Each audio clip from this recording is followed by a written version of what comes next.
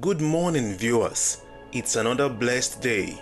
You're welcome to the Daily Fountain Devotional Summary, a daily devotional guide for a close relationship with God. This is a summary of the Daily Fountain Devotional of the Anglican Communion. This summary is by Hope Eleosi Onekpe. You are welcome. Hello, good day. You are welcome to the Daily Fountain Morning Devotion. This summary intends to bring to us understanding to God's words by the help of the Holy Spirit. Today is Saturday, April 19, 2025. Today is Easter Eve. And the topic for today's devotion is Confront Evildoers. Let us pray. Lord God, we come before you with a heavy heart today again. We are humbled by the weighty words of Stephen in Acts chapter 7 verses 51 to 53. We know that the truth you reveal is not always easily received, and we pray for the courage to speak your word with boldness and grace at all times and in all places. God, grant us wisdom to navigate and to apply its lessons to our own lives and the lives of those who hear your word. In Jesus' name we pray. Our text for today is the book of Acts 7. We'll be reading from verse 51 to 53.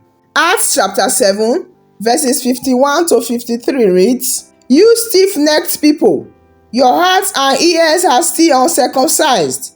You are just like your ancestors. You always resist the Holy Spirit. Was there ever a prophet your ancestors did not persecute? They even killed those who predicted the coming of the righteous one.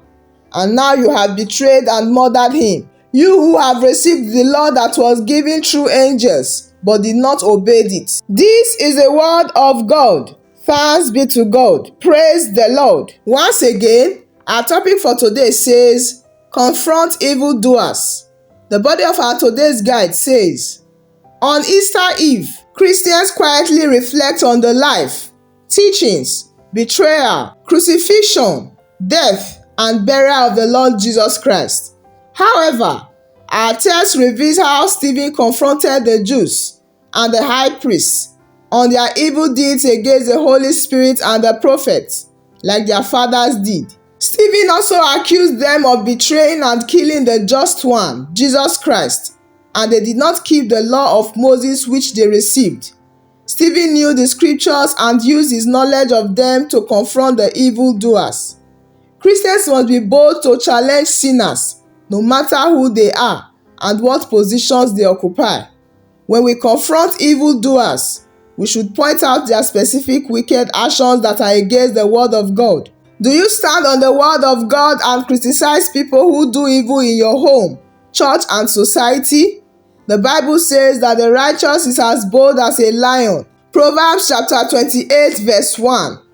Be bold to speak out against all forms of ungodliness and deceitful practices, such as examination malpractice, deceitful business ethics, dishonest scales, Proverbs chapter 11 verse 1, and maltreating the poor, the widows and orphans, their rights. Our prayer for today says, My righteous Father, grant me courage to speak out against the deeds of evildoers in Jesus' name.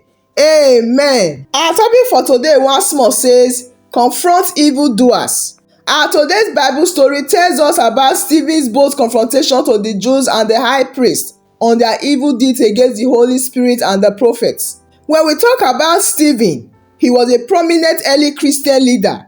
He was one of the 7 men that were chosen to help the apostles by distributing food to widows and the needy. Stephen was a role model and later became known as a deacon. He was known for being full of faith, the Holy Spirit, and power. He performed great wonders and signs among the people. Stephen saw that his sermon began to make sense and that the Jews were rejecting again the one God sent. And Stephen made use of the sharp knife, the word of God, and ripped the sins of the people and laid open the inward part of their hearts. First, Stephen rebuked those who rejected Jesus and called them stiff-necked, as Israel was described in the book of Exodus chapter 32 verse 9, and as uncircumcised in heart and ears, as Israel is described in Jeremiah chapter 9 verse 26. Using these two phrases together, he may have in mind a passage like Deuteronomy chapter 10 verse 16, which says, Circumcise your hearts, therefore, and do not be stiff-necked any longer. Praise the Lord. Scripture tells us that almost 20 times in the Old Testament, God calls Israel stiff-necked. God gave them the law, but they did not keep it. They prided themselves on their obedience to the law, as Apostle Paul later claimed in his pre-Christian thinking. Concerning the righteousness which is in the law, blameless. Philippians chapter 3 verse 6. The message Stephen gave to the Jews were true, even though it must have offended the council. For God is not a respecter of places. Through Stephen, God was able to show that there was no reason to prevent the gospel from going to God's people. So what does Stephen mean when he declares that the leaders of Israel were stiff-necked? Even Moses and the Lord often use these words to describe the rebellious children of Israel. Stephen was using the language these rabbis know very well. Today, the reason why the house of God is forsaken is because of the stiff-necks of those who profess to be Christians. Why do so many professing Christians not pay their tithe? Same reason. The same reason why the preaching and the study of the word of God is so hated today. These people Stephen was addressing had sat before the Christians before. Some have even heard the Pentecostal sermon, yet they still bowed their necks and refused the yoke. They rejected the law, the prophets, and the Savior. These people even personally betrayed and murdered the Messiah. So what can more clearly prove the charge that these people were constantly resisting the Holy Spirit? When Stephen was charged with blasphemy, he felt that he had nothing to lose. If he failed to tell these people the truth, the whole truth, and nothing but the truth, unfortunately, Stephen did not get to finish the rest of his message. Some of us listening to this message now are resisting the Holy Spirit. Some are truly and actually children of God, but still you are grieving and resisting the Spirit. You are resisting Him because you refuse to obey the word of God which He has inspired and given to you to be a blessing. The Holy Spirit is telling your heart that you are a sinner and you are in need of the salvation that is found in Christ Jesus. But like those men, you refuse to hear it. Maybe because you think that you are too good or you are too righteous for that kind of salvation. As Christians, we must be bold to challenge sinners, no matter who they are and what positions they occupy. When confronting evildoers, make sure to point out their specific wicked actions that are against the word of God. A righteous person must be bold to speak out against all forms of ungodliness and deceitful practices. By the power of God, receive the boldness to speak the truth from today in Jesus' name. At this moment, we are going to bow our heads as we pray for ourselves. Right now, we will pray for repentance.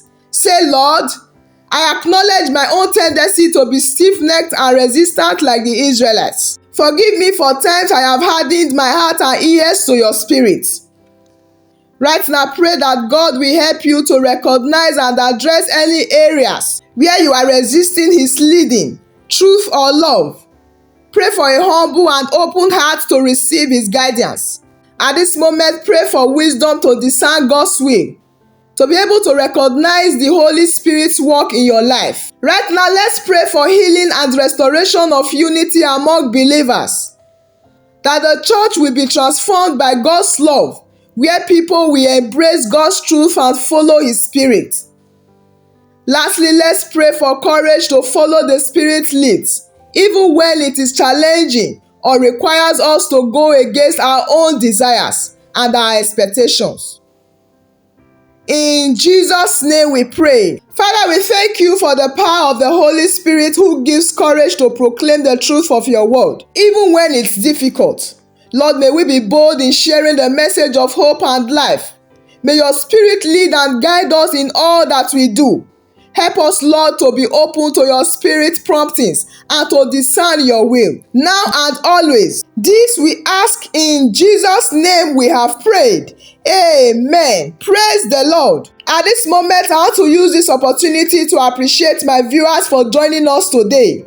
Do well to join us tomorrow morning again for another episode of the Daily Fountain Devotion. Also, do well to visit us on TikTok and Facebook at the Daily Fountain Devotional Summary. I'll see you again. Do remember that you are loved greatly. I wish you a fruitful weekend. Thank you for joining us today.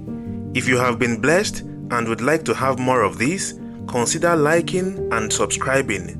Share with friends and family as well. Join us tomorrow again. God bless you.